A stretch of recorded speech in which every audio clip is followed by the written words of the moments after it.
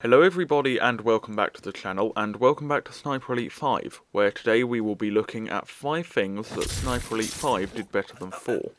In the past I've done this video the other way around, looking at what older Sniper Elite games have done better than the new ones. However, I feel like a substantial amount of people view Sniper Elite 5 as inferior to 4, and I want to avoid jumping on the Sniper Elite 5 hate bandwagon, because I feel like people have been incessantly pointing out the numerous issues with 5, without giving Rebellion credit for what they actually got right. So, without further ado, let's get into this.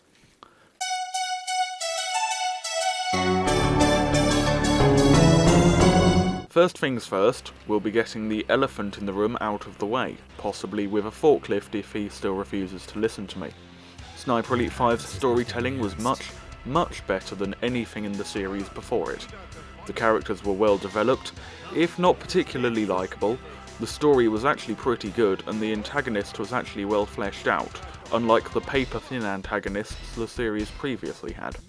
It's a shame they stuck with the Nazi superweapon plot, but Operation Kraken was actually really cool, so I can't complain too much. The idea of the Nazis attacking America was fairly ridiculous, but Japanese I-400 submersible aircraft carriers are cool enough to the point that I don't care. I did feel that other than Carl, who I liked, the good guys team was kind of weak, with Ranger Sullivan occupying the authority figure that doesn't trust the protagonist cliche, which, if I'm honest, was done better in Halo 4. Like hell it is. Our mission is complete. We've done our job and paid the price.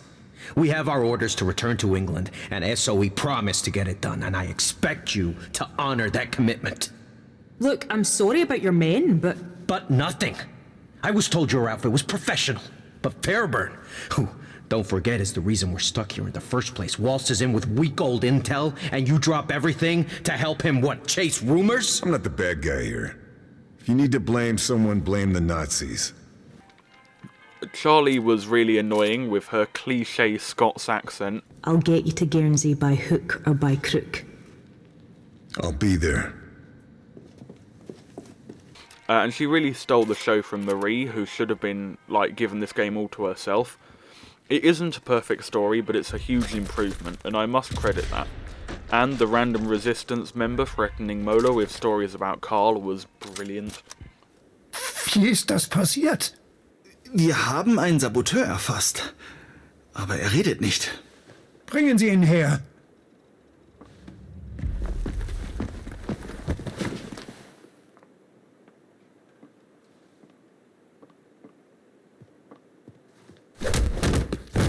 Vous aurez beau me torturer tout ce que vous voulez, je ne dirai rien. Maudit nazi! Le Shadow va venir vous descendre tous d'une balle en pleine tête. Vous ne verrez rien venir. Oh.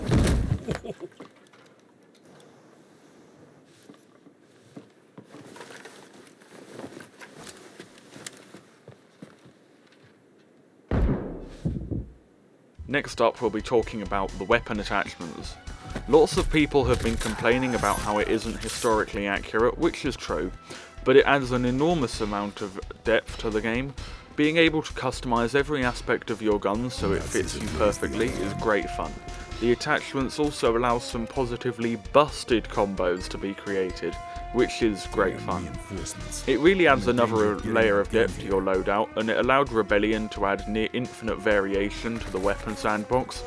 Also, the sheer fun you can have by making a combo that's stupidly overpowered, or just plain stupid, is brilliant. It allows you to play with your loadout until you have the best combination possible for you, and that's amazing. Yes, it's unrealistic, but it isn't nearly as bad as COD Vanguard, so you really cannot complain. Invasion may be one of the most innovative decisions ever put into a Sniper Elite game. Yes, the idea isn't new. Perfect Dark had a similar thing beforehand in its counter-operative mode, but Sniper Elite putting it into these enormous open world maps really helped improve it. Invasion was never a truly balanced mode.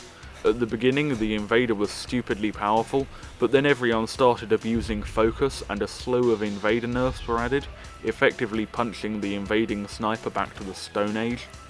The invasion mode is pretty dead nowadays, which is a shame, but it's probably to do with Rebellion's poor balancing of the mode and the fact that people tend to dislike other players joining their game and messing up their stealth approach.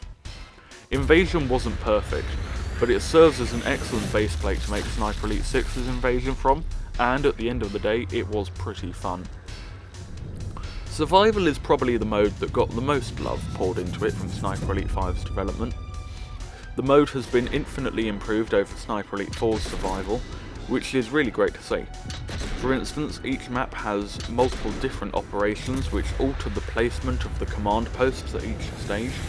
Additionally, you can now select which wave you start on, which is excellent fun, and it eliminates mindlessly trudging through the first 3 waves each time you play survival. Thanks to the more varied power weapons, there is now a greater incentive to defend the command posts, as they can now spawn the MG42, flare gun and Panzerbuch instead of only spawning the Panzerfaust like they did in 4. Additionally, Rebellion has already added a free survival map to the game alongside the release of the second part of the Season 1 DLC, and this is really promising as hopefully they'll add more in the future. And last but not least, Sniper Elite 5's shooting range is far superior to Sniper Elite 4's. It's bigger, it's nicer looking, and every weapon can be used on every range, which is much better than the restrictive system the previous game had. The range is also covered in workbenches, allowing you to tweak your setup on the fly to your heart's content.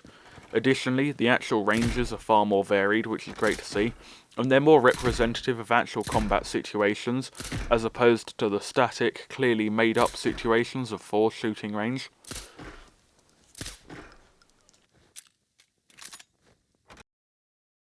Thank you everyone for watching the video.